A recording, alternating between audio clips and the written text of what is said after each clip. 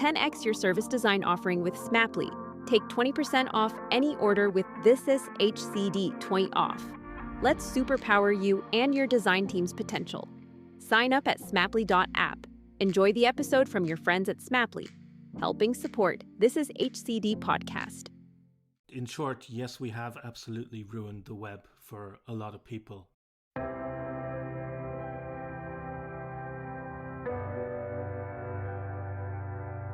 Welcome to Worldwide Waste, a podcast about how digital is killing the planet and what to do about it. In this session, I'm chatting with Gerry Keith. Gerry is a philosopher of the internet. Every time I see him speak, I'm struck by his calming presence, his brilliant mind and his deep humanity. Gerry makes websites with clear left. His books include DOM Scripting, Bulletproof Ajax, HTML5 for Web Designers, Resilient Web Design, and most recently, Going Offline. Hailing from Erin's green shores, Gerry maintains his link with Irish traditional music running the community site The Session. He also indulges a darker side of his bouzouki playing in the band Salter Cane. You can find out more about Gerry at adactio.com. That's ADACTIO.com.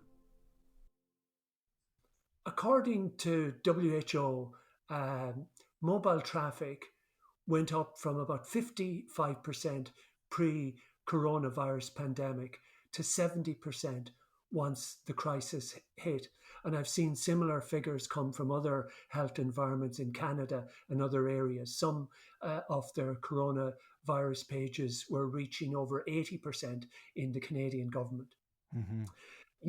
Yet we're looking at situations where an average web page has gone from about 400 KB in 2005 to about 4 megabyte on average 10 years, 15 years later. And studies, a major study of about 5 million web pages last year by Backlinko found that the average time it takes to fully load a web page is 10.3 seconds on desktop, and it can be as long as 27 seconds on mobile. And the broad question I had after a couple of questions about, have we in a way ruined the web for a lot of people? And if so, how do we fix it? Now that they are huge questions, but maybe that's a starter. Yeah, no, in short, yes, we have absolutely ruined the web for a lot of people. And I find it so exasperating. It's flabbergasting in that, developers, designers, research, we spend all this time, trying to figure out, what do our customers want and what do they respond to well? And we'll do A/B testing and we'll figure out, did this color button do better than that color button? And yet all the evidence staring us in the face is that faster websites will make you more money, give you happier customers, please everyone. And yet for some reason, that's just ignored in favor of weirdly prioritized stuff like, it's so much more important that we have, these great big images or this particular number of fonts or third-party things serving up ads. It's really bizarre to me how we kind of almost collectively choose to ignore the obvious way to improve the experience for everyone and improve, business's bottom line in favor of fiddling with the details, that might make a slight difference. Sure, maybe this particular design is slightly better than that particular design, but the, elephant in the room is just how long something is going to take to load. I mean, there's a direct correlation with frustration. Faster websites mean happier users. It's absolutely, in no doubt. And I just don't get it, to be honest. I don't get how people can be, working on the web, claiming to be doing user-centered design, and yet at the same time ignoring this huge factor. I think maybe what happens is that it's not clear whose job it is to fix this. Like maybe designers think it's a technical issue, and they don't think about these sort of things when they're doing their designs, usually in a medium that isn't the final medium of HTML, CSS, and JavaScript. Usually designers will be working in some kind of, graphics design tool, wireframing, whatever it might be. And they might not be considering performance effects of design decisions they're making, because they think, well, that's for the developers to figure out. And meanwhile, the developers are maybe thinking, well, my job is to do what the designers have designed and get that out the door. And so they could say, well, I would have loved to have made this a fast website, but the designers designed it this way, so what can I do? So maybe the issue is that it isn't clear who's responsible for this. And maybe, we should all be responsible for this, no matter what your job is. This is such a crucial factor in making a good website that everyone should be responsible. But maybe it's one of those situations where when everyone is responsible, nobody is. Lara Hogan wrote a whole book on web performance a few years back. And a lot of what she talked about was, it was a lot about the technical side, but she really talked about creating a culture of performance, that making sure everyone understood that no matter what you're doing to get a website out the door, you are in some way responsible for the performance. But yeah, it's absolutely flabbergasting to me, and I just don't get it. Yeah, and when I saw these stats coming from WHO, what the images that started coming into my mind were, a doctor or a nurse or a mother or a father using their mobile phone to try and access critical health information and waiting. And in some cases, if these people, are not on big incomes, they've got poor, they've got older phones, they've got expensive data deals, because the poor always pay more, in these processes. So this here is affecting people's health and is potentially impacting who will live and who will die. In maybe that's too extreme in some ways to look at it, but I'm sure there's certain situations where people cannot access this information because the pages are too badly designed, they're too big, they're too heavy, they're taking too long to download, and these impacts people's lives, and yet we blithely, no matter what we say, it doesn't seem to make a difference.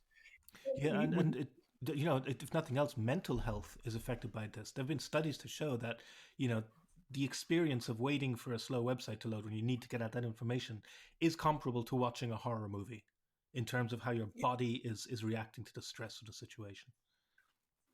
Yeah, I saw that and think of how that is doubled or trebled when you're looking for symptomatic information for the coronavirus, or you're looking for other vital stuff that you need, or you're trying to sign up for unemployment benefit, or a whole panoply of other type of services that you make. Why? Well, here's one way of looking at it. What we're going through right now, as the entire world, basically, every country individually, is one giant edge case. And edge cases are the kind of thing where when they come up in the process of designing or building a website, somebody brings up, oh, but what about this situation? What about that situation? This person on a poor internet connection, this person, low income and stuff. And generally the reaction will be something like, oh, that's an edge case. And there's an unsaid follow-on to that sentence, that's an edge case, which is, and so we won't deal with it. That's an edge case, so we won't deal with it. When really, we could be saying, that's an edge case, and how will we fix it? Because, what we've learned from the world of inclusive design for years is if you take care of the extremes, the middle takes care of itself, right? Mm-hmm. You take care of the what Eric Meyer calls the stress cases rather than edge cases. Take care of the stress cases, and you'll make something that's better for everyone. And I guess what happens is when suddenly everyone gets to experience what the stress case, what the edge case is like, then maybe finally people will start thinking about this. And lo and behold, suddenly websites are able to find that they can create the light versions or the static version with, strip away those images, strip away those scripts, and those web fonts and stuff. And it turns out that what people really need is the content, which is usually text, right? It is normally some text on a screen, not technically difficult to get out there.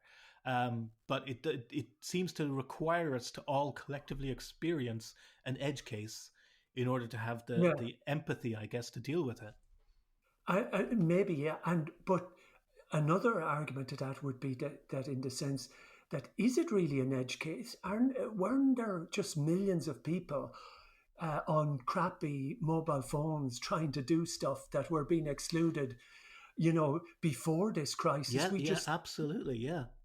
And this is something I think as an industry we've done for years with many things, which was we will come to a collective agreement.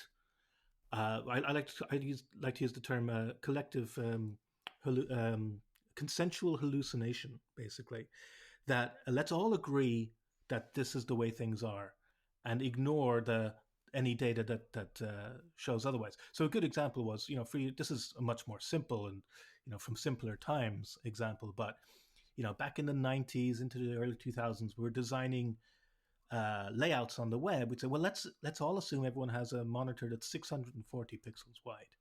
And then at some point we came to the collective agreement that no, 800 pixels wide is the monitor everybody has. And then it became 1024 pixels wide. And we all settled on like 960 pixels is this ideal width. And that was all based on just this like collective hallucination. Yeah, let's just all agree that that's the truth, even though it was never the truth. People were always on different size screens. Then what comes along is some kind of event that seems to shake things up and seems to show that, oh, we're in a new world now. But actually all it's doing is shining light on the existing situation. That happened when mobile suddenly burst on the scene, in 2007 and so, with the iPhone and then other, fully featured smartphones. It was like, oh no, now suddenly people have different sized devices and they're on different network speeds. And actually, no, people weren't suddenly in those situations. It's just you started paying attention to those situations more, right? So it was shining a light on something that was already there. And so, yeah, you're absolutely right that what's happening now with, the systems being stressed by things like the coronavirus is it's shining a light on situation that was already there. People are already very unevenly distributed with things like not just network speed, but processing speed on their devices. We like to think smartphones are very, fast and stuff. Well, maybe yours is, but that is definitely not the case. So what's happening is hopefully things are coming to the surface that aren't new. What's coming to the surface is this is the way things always were. Right. And you joked when we were swapping emails about this that we should stop talking about images and videos, etc., as assets and start calling them liabilities. And that, but what's the underlying drivers here that makes so many of us want, and I include myself throughout my career, to have the highest resolution and the highest quantity of images and videos possible? Even in a resolution where we can't actually see the difference and we can't actually hear the difference, but we want that. Like, what is it? What's the human instinct? And how do we change that mindset? I think, again, there's a disconnect in the process we go through when we're making something and then how that thing is experienced when it's actually on the web, which is, dependent on network speeds and processing speeds and stuff. So we'll use things like graphic design tools. And in Photoshop or Figma or Sketch, whatever tool you're using, there's no difference whether you're pulling in a large image or a small image, a high resolution or a low resolution. You don't feel any lag, right? So if you're moving things around in a graphic design tool, the graphic design tool doesn't respond more slowly or more quickly depending on the weight of those assets or liabilities. Now, maybe if it did, maybe if you literally found it harder to design when you were using those high resolution, high bandwidth things, maybe we would start to behave in a more lean way and only reach for those things when it really counts. I think there's kind of, in any design medium, you need to have an understanding of what's cheap and what's expensive. To explain what I mean, like if you're a print designer, then you're used to the idea that you can have as many different fonts as you want, as many different weights of the font it's cheap. It doesn't cost anything more to do that.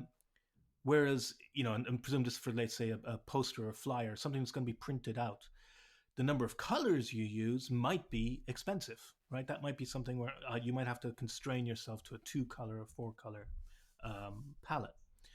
Now, that's different on the web. In fact, it's exactly the opposite way around. On the web, use as many colors as you want because colors are free, basically. But every time you add a new font or an extra weight, you are increasing the size. So having an understanding of what's cheap and what's expensive is important. But I think you kind of have to feel it to understand it. And we don't feel it when we're designing. There's a real disconnect between the process of the design and what's actually experienced by people. Right. And even when we are loading websites, we're loading like the local copies that we have on our machines, and we're evaluating how things look and how things behave, but not in terms of the arrow of time, right? We don't throttle our connections to simulate what it will actually be like for different people loading that. And yet, as I said, like it's the number one factor in user experience, in my opinion, is speed, is time, the arrow of time. It doesn't matter how beautiful the thing is if it's going to take 30 seconds for it to be loaded, right? So there's this real disconnect in our experience as we're designing and building something to the end user's experience. I wonder, Jeremy, you've touched on something there, a design challenge. Can we, design for feel, in some way in the design process itself, so that designers feel a bit of the pain as they're making a decision? Is that something that, the designers of the tools of designers can be thinking about? I think it's maybe more of a cultural thing. It's like there are ways of getting people to get it. And I've seen some people share these ideas, like every day of the week they have a different kind of exercise they'll do. Like on one day they'll deliberately throttle their connection. On another day they deliberately use a different browser than they're used to. On another day they switch to a monochrome display instead of full colors, things like this. I know that the New York Times, I think they had something like a low bandwidth Friday or something, where literally everyone in the office, their internet connection was throttled to try and get that feeling for what it's like to experience that. So I think those kind of exercises can be good. If they were, I said it's a shame that, the design tools, they don't enforce that feeling. And it would be wonderful if they did make it like more painful, the more expensive your assets were. But I don't see many people signing up to buy that software then. So we started talking about digital waste, about files and formats and storing stuff and keeping copies, and about how the waste dynamic is changing because so much now is stored in the cloud, and the cloud is hugely more energy intensive and thus wasteful than your hard drive, than what you do locally. Here's something interesting where it does tie into the waste question, is that in terms of digital preservation, which is something I actually think is really important, as is preservation of our culture, preservation of what we create. There's a term in digital preservation called locks, which is lots of copies keep stuff safe. And I think broadly it's true that if you have just one copy of something, the chances of it surviving a long time are slim. But as soon as it's distributed and it's got a reasonable license attached to it, then it stands a greater chance of surviving. But you see, the downside is that now you're distributing, and that feels like a victimless thing, right? Oh, I'm just making multiple copies of something. But what you're actually doing is using up more energy. So I am a little conflicted here because I'm a great believer in digital preservation. And I think, broadly speaking, the principle of locks, lots of copies keep stuff safe, is true. But I'm also aware then of the cost of, having too many copies of things. I then brought up what I term the zettabyte Armageddon, about how we are creating and storing so much data. In the last 2 years, we have created more data than was created in all of previous history. And 90% of this data is crap. I'm going to fundamentally disagree with you there. I don't think the issue is with cleaning up, because once the thing has been created and it's just sitting on a hard drive somewhere, it isn't causing any harm. A hard drive, let's say you've got a hard drive that has a certain storage capacity. Let's say it's a terabyte hard drive. The arrangement of the ones and zeros on that terabyte hard drive don't waste energy once they've been arranged. Now, the act of making something uses energy. The act of putting it onto a hard drive, yeah, that uses energy, absolutely. But once it's on there, this idea that it needs to be cleaned up in order to save energy is not true. A hard drive weighs the same whether it's full of ones or whether it's full of zeros. It's not like a bin bag getting full of stuff. The issue is actually the opposite. The issue is not that, oh no, people aren't even accessing this stuff after 3 months. No, that's great. If nobody's accessing it, that means it's not consuming energy. That is a good thing. The waste comes when people do access things that they don't need, right? So, millions of people every day pulling down JavaScript files that don't really add anything to a website, or pulling down images that don't add anything. That's waste, because there's no need for it. But and if we're going to clean up, let's clean up in the right area. Let's clean up in the stuff that doesn't add anything. Now, to say that 90% of the stuff being created is crap, sure, okay, that might be. I mean, that's probably objectively true. Most of it is crap. But I'll also say this: you don't know the future value of something being created today. So let's say our definition of crap is going to include, some teenager posting a blog post about something we don't care about, or some YouTube video of something that, is just objectively not important. Say, fine. But, that teenager may turn out to be the first person to walk on Mars. That teenager may turn out to be a future president of the United States. But we don't know the value of something created today to the future. Or, you talked about the cuneiform tablets, which are hugely valuable sources of information to us. And most of them are about accounting and porn. Those are the bits of everyday life. So I actually think we should be preserving these useless bits of self-expression that people do all the time. As Patrick Kavanagh would have said, wherever life pours forth ordinary plenty. Because once they've been created, there isn't a cost. The cost came at the point of creation. Now, we could encourage people to be, circumspect in what they create, and maybe don't upload everything, and maybe only, self-edit a bit. But once something is on a hard drive, unless somebody requests that file, it isn't harming. Okay, two things there. The hard drive, as we said, has a big energy cost, significant energy cost and pollution. And the hard drive will not last forever. Right, but that energy cost came when it was created. As you say, 80% of the cost was when it was created, regardless what's going to end up on that hard drive. So, exactly. So buy less hard drives. Oh, yeah. I mean, we are buying so much storage. That storage costs the earth in materials.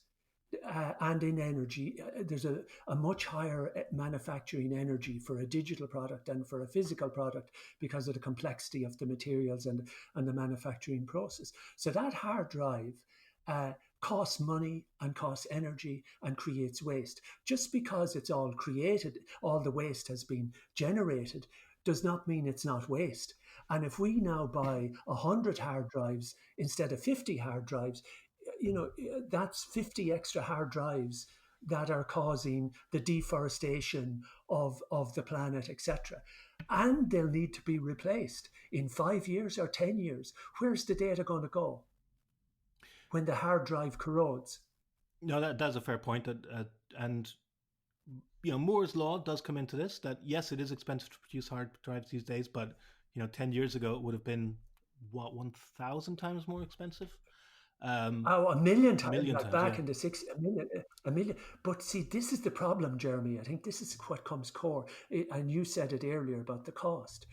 A close to zero cost is not a zero cost. Like, we almost have the impression that it's nothing. And another thing that's happened with hard disks is that their prices have stabilized in the last 3 or 4 years. They're not coming down. They're not dropping, in the exponential rates that they were dropping in previous times. So they seem to have a kind of stabilized in their pricing structure in the last 4 years. But we move on from it. But the idea is that this storage, even local, which is, I totally agree with you, it's much, much better than the cloud, but it still has a cost because we had to manufacture that disk, and that disk will not last as long as a cuneiform tablet. So if we have to replace 1 million hard drives in 10 years. There's this great blog post actually by a developer. The blog post, he's Danny Van Kooten is his name, and he's got a blog post called CO2 Emissions on the Web. And he tried to trace his own contributions in terms of, he made like a WordPress plugin. So it's one file that gets distributed very, broadly to lots of people. And he did the back of the napkin calculations for how much energy is being wasted effectively by what he's put out there into the world because of this, multiple copies of this one thing. And I think that's the area to focus our energy is the kind of unnecessary duplication. But I think we need to think about the machines as well, that, we've got 10 billion smartphones since 2007, and they don't get recycled. About 10% of them, from the data I have, actually get recycled. We create as much e-waste every year. We create about 50 million tons, which is basically the same tonnage of all the commercial aircraft ever built. The machines that we use to access digital have very short life cycles. They last 3 to 5 years. This is true, and this is something that I'm not keen on at all. I've had my phone now for many years, and I don't want to upgrade it. I'm happy with it. It does everything I want. So I agree that, and it is kind of shocking. And we're seeing, right now the European Union stepping in with right to repair laws, which I think are super important, that people can make one device last a long time. Just to be a bit of an asshole here, though, I'm gonna point to a little counter argument, because this is something that made me think as well. I saw an article a while back about this. Like, yes, there's this wastage now of, like, somebody buys a phone, they use it for a couple of years, and then it ends up going to landfill. It's not being recycled. That's bad. That's terrible.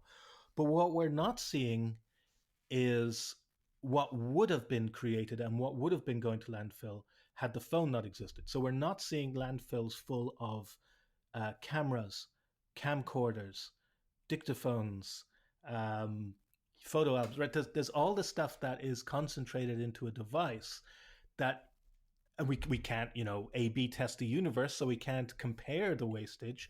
But you could imagine how much physical device wastage would be happening if phones hadn't come along and kind of wiped out entire product lines of cameras and camcorders and dictaphones and all this stuff. But like I said, I'm kind of just being the asshole there, playing the No, I think that's a very interesting argument. And I mean, I love my smartphone, but I've started reducing my use of things. I used to always buy the biggest screens I could get, and and now I'm beginning to think, do I need this thing? Can I do it on my laptop? So I'm trying to do far more work on my laptop, just being conscious that not stopping. These devices are amazing. And that's a brilliant point you brought up, that, the benefits. It's not that this is all bad, but that we just become a bit more conscious of the cost of all this stuff. I would say there's an opportunity there as well. If let's say you're a device manufacturer trying to break into the smartphone field, which would be a very tough field to try and break into because you got these large companies that dominate it. Well, as Marty Neumeier is always saying, when someone else zigs, you should zag. So if all the advertising around smartphones is like, oh, you need to get the latest and greatest one, it's got the best features, blah, blah. And so the general consensus is, oh, you upgrade a phone every couple of years. You get rid of your old one, you get a new one. Can you find a way to market the exact opposite, which is buy our phone and we'll last for a decade, right? That would be a really interesting marketing pitch that you'd be able to, and the larger companies just couldn't compete with that because that is very much against how they sell things and what their business model is. Their business model relying on that upgrading every couple of years. So there's actually an opportunity here for smart companies, I think, to get in and market to people who are beginning more and more to think about, don't need to upgrade, but I actively don't want to. And I'm starting to feel like almost like I'm being very encouraged to upgrade my phone, right? Almost shamed for having a very old phone at this point. Like you're made to feel bad about it. And I would love if there was some company that said, "Hey, we're going to cater to you. We're going to make a phone that will last 10 years Yeah, guaranteed." totally. I mean, these are the ideas we need. These are the type of, it's cool to be old. It's cool to have, it's cool to have the oldest thing, rather than that we somehow shift the cultural zeitgeist that has got in fast fashion. We buy 5 times more clothes than we did 20 years ago, and we wear them for half as long. That we shift that. It's cool to have old clothes. It's cool. It's cool to have old, but that's a different cultural challenge. Let's get back to some of the stuff, the areas that you've been writing about or thinking about. In particular, you've separated first-time visitors to a website and repeat visitors, Mm. and that you think that there's very energy sensible strategies for treating those type of visitors differently. Can you talk a little bit about that? Well, I mean, first of all, you have to figure out what kind of service you're offering. Are you offering the kind of service where people come once and then probably won't come again? And if the answer is yes, then okay, then you should focus your energy on making that initial visit as lightweight as possible, right? I mean, I think you should focus your energy in that area, no matter what. But if you are offering something where people are going to come back again and again, um, then what you don't want to do is have their second visit and their third visit and their fourth visit cost as much as their first visit, right? If there's some way to say, okay, well, they've already visited once, so how can I use that so that they don't have to download all the same stuff again, so that they don't have to download that CSS file and that JavaScript file and those logos or the icons or whatever every single time they return. Um, and put steps into place accordingly. Now, I have seen people take this too far, where they architected an application, a web application, usually because they think, yeah, everyone's going to come back at least twice, and they really front load that first experience. They dump everything into that first visit, and you can't even use the app, till 30, 40 seconds have passed.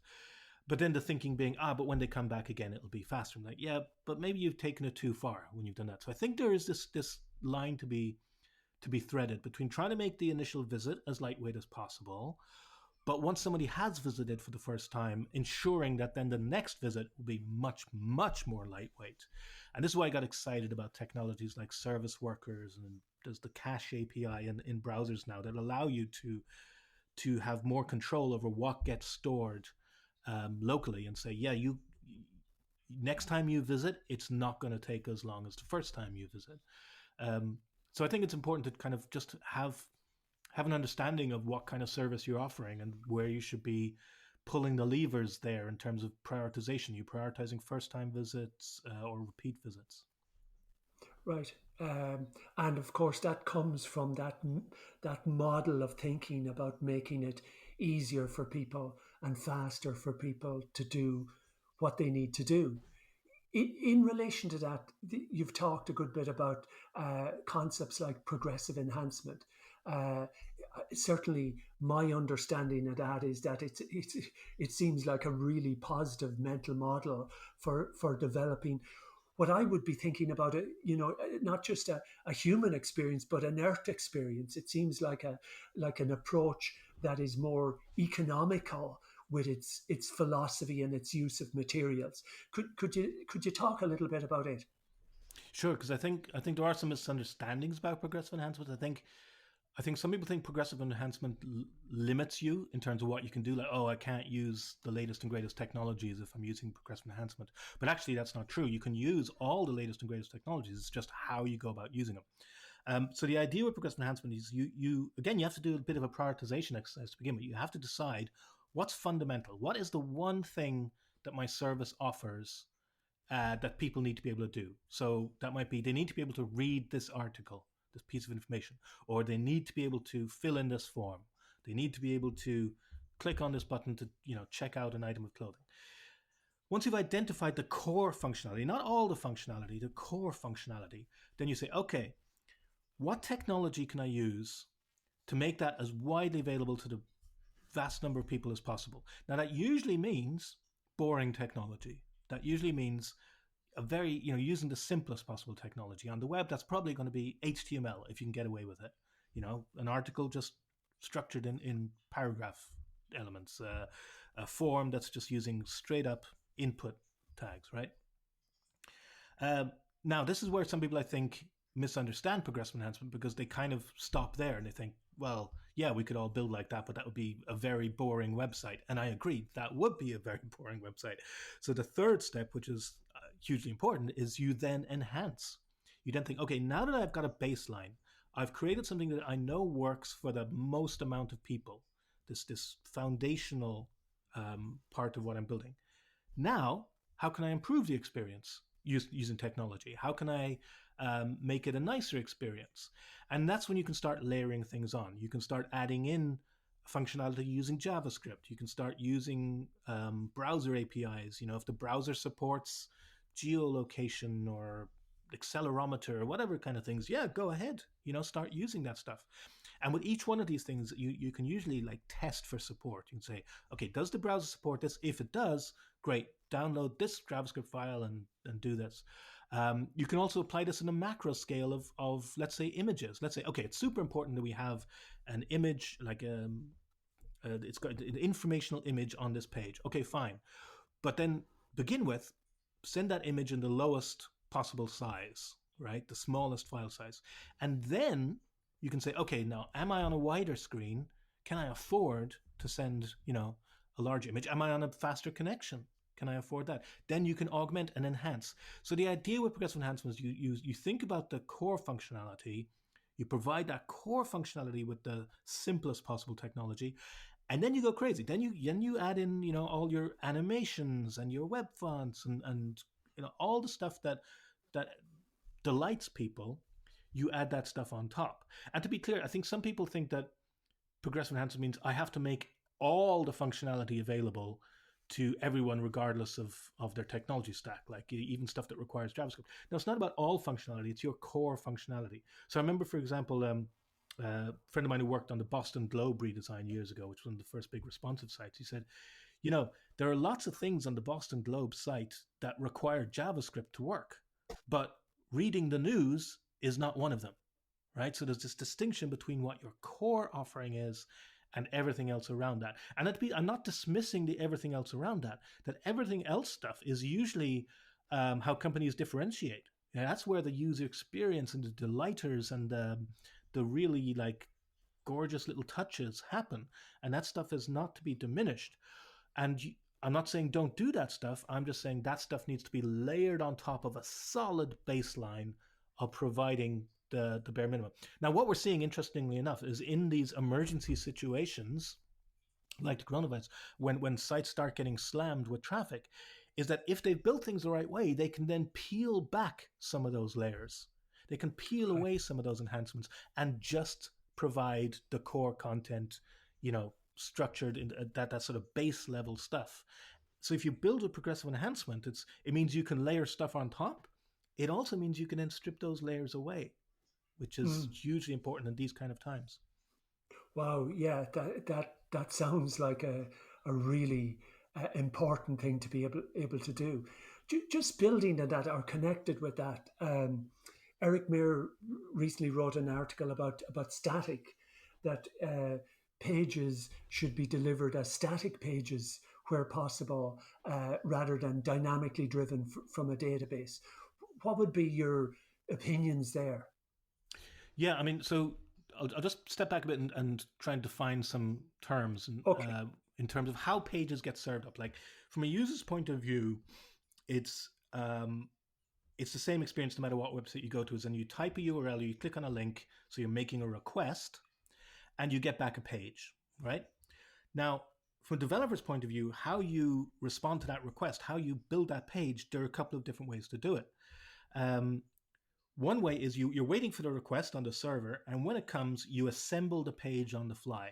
Okay, they've requested this particular news article. Right, grab the header file over here, go into the database, pull out that news article. Now we've got the content, and then grab the footer from over there. Okay, now that assembled page, we send down the pipe. So I'd compare that to kind of like a short order cook who's frying something up when the order comes in, right? Now the other way of doing it is you assume you're going to have orders coming in, and like a TV chef, here's one I made earlier. So you pre-assemble the page with the header, the article, and the footer, and it's literally sitting there as an HTML file on the server. And then when the request comes in for that file, you serve up that HTML file. Now, I don't want to speak in absolutes, but I think it's safe to say that there's very little that's going to be faster than serving up a static HTML file. Even if you've got a super optimized database, it's always going to be a little longer to go in there, grab that result, and bring it back. So serving up static files can give you a huge boost. Now, there are some kinds of operations that simply can't do that. If you're performing a search on a website, you need to do some kind of lookup. There's probably some kind of relational database needed. But for informational pages, yeah, absolutely. If you can pre-bake, if you like, the pages, then yes, do it. Because the other thing is that if you have a large influx of traffic, a database is going to struggle to handle all those connections. Whereas web servers, going back to the birth of the web, who are just responsible for serving up HTML files, they can actually scale up pretty well to doing that. And then you've got other things like adding in CDNs, content delivery networks, which can really, really help there. And they work especially well with static files just waiting to be served. So this idea of sort of pre-baking as much as possible is catching on. And what I like is that it's becoming one of the cool things to do in the dev community, because quite often a lot of the cool things to do are not very good for the end user, right? Oh, it's cool to use this giant JavaScript library, and it makes the experience worse for the end user. But there's this whole term now, Jamstack, which is just a buzzword really, but what's behind it is this idea of serving up static files. And to be honest, it's not sold for the user experience benefit. It's sold more as, oh, your developer experience will be better because you just have to deal with generating this stuff once and not have to worry about databases, and you don't have to maintain a server with a database on it. So they're selling it in terms of the developer experience, but actually, as Eric points out, the user experience is always going to be better, and it's more robust and more resilient to these stress cases, to this sudden influx, an emergency situation. Lots of people are trying to access this. This idea of static files trumping databases is a pretty solid concept. Right, and I tested this about a year ago on a site and found that a typical page coming from the database was taking about 5 seconds to fully load, and that if it was done as static, it was down to about 2.5-3 seconds. Would that seem like a reasonable proportion, that in many situations you could get that sort of rough differences in performance in the download if you went static with, as you say, the right type of pages, the informational type of pages? I mean, it's going to vary, and some databases are much more optimized than others, but even with the best optimized database, there's always going to be a little bit more of an expensive operation to just go in there and grab something and return the result than just serving a pre-made file. But I've seen this myself. I mean, it works really well when you've got just static pages, informational pages. But what do you do about the dynamic pages, things that are updated very frequently, or they rely on data coming from multiple sources, and they're generated at runtime? But even there might be opportunities to pre-bake bits of a page, right? Have these files sort of ready to go, and then you still do some assembly, but maybe that assembly doesn't involve going to a database, or you can send down as much static as possible, and then maybe use JavaScript on the client side to pull into the more dynamic stuff. As long as it's not core functionality, I would say that's reasonable to do. It's like you can pull in the weather widget using JavaScript, sure. Pull in the extra stuff in the sidebar using JavaScript, so that the core stuff comes down quickly. But in general, static files are going to be faster. And if you can find a way to use that, use some kind of caching and pre-baking, it's worth doing it. Final question. From a web development and design perspective, what's the biggest thing you've learned from this coronavirus pandemic so far? It's interesting because I'm well aware of confirmation bias. Like I see people, on social media and their interpretations of what's happening now and what the world might look like afterwards. And funnily enough, for everyone, it's confirming what they already believed, right? It's confirming their pre-existing political affiliations. It's confirming their ideas about how the world should be run. I don't see anybody having, Damascene conversions because of this. So I'm well aware that how I, on the web, just looking at how the web is responding to this in terms of, say, performance, I'm probably just going to see what I already believe getting confirmed by this. So I already thought that web pages were too big and there's too much JavaScript and unnecessary images. And what I'm seeing with, vital information trying to get out there fast and stuff like that is, aha, I was right all along. There was too much JavaScript. There was too much unnecessary images. So, frankly, I'm seeing just confirmation bias for what I already believed, and I'm well aware that that's a human bias. So take it with a huge pinch of salt. Okay, so just a follow-on to that, is there anything that has disturbed that preset set of knowledge or perspectives or attitudes that you have? Is there anything that has, whether from web development or design or general, that has made you begin to rethink something that you really believed before, and that there's a little seed of doubt, or maybe now? I would say not on the performance front, not on the idea that web pages should be leaner and we shouldn't be serving up. I haven't seen anything to make me change my mind on that. In broader terms, though, maybe rethinking some things. Over the past few years, there's been lots of examples of how the internet's terrible and all the negative consequences of what the internet does. And I have to say, over the past few weeks, there's a lot more seeing how the internet can be a great place, and it's kind of in a good way, making me reevaluate. I've even seen some people have quite large, not changes of heart, but rebalancing. Like my friend Matshe, he runs idlewords.com. For years, he's been lobbying and working politically against surveillance capitalism and the fact that these large companies on the internet are tracking us, tracking our movements, and invading our privacy. And he's not changing his mind about that, but now he's seeing how, well, could we use that? Can we take this existing apparatus that's in place and use it for better tracking of people who have the coronavirus, better tracking down of people who are 1 degree of separation away from someone who has the coronavirus? I mean, if we can do that for people who looked at an advertisement of, bunny slippers, then if there's a way to use that same technology to slow the spread of this virus, then should we be doing that?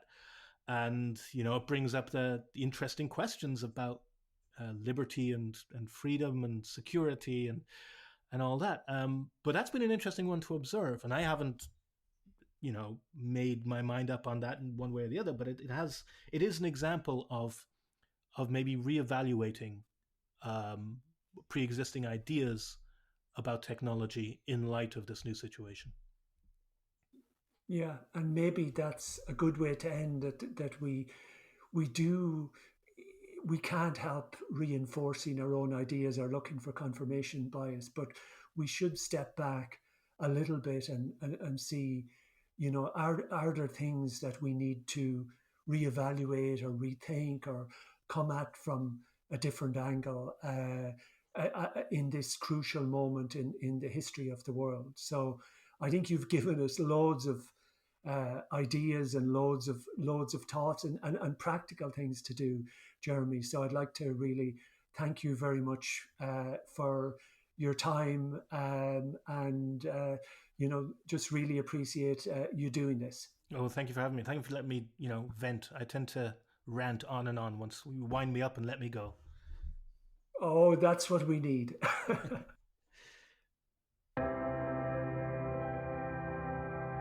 If you're interested in these sorts of ideas, I've published a book called Worldwide Waste. You can find out more at gerrymcgovern.com/www. I hope you enjoyed this episode.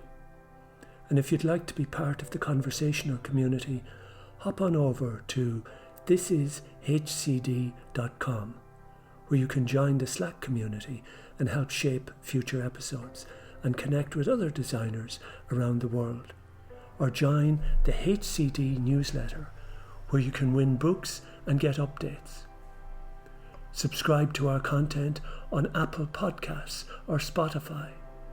And listen to any of our design podcasts, such as Getting Started in Design, Bringing Design Closer with Gerry Scullion, or Power of 10 with Andy Polaine, or Decoding Culture with Dr. John Curran, Prod Pod with Adrian Tan, and Ethnopod with Jay Hasbrook.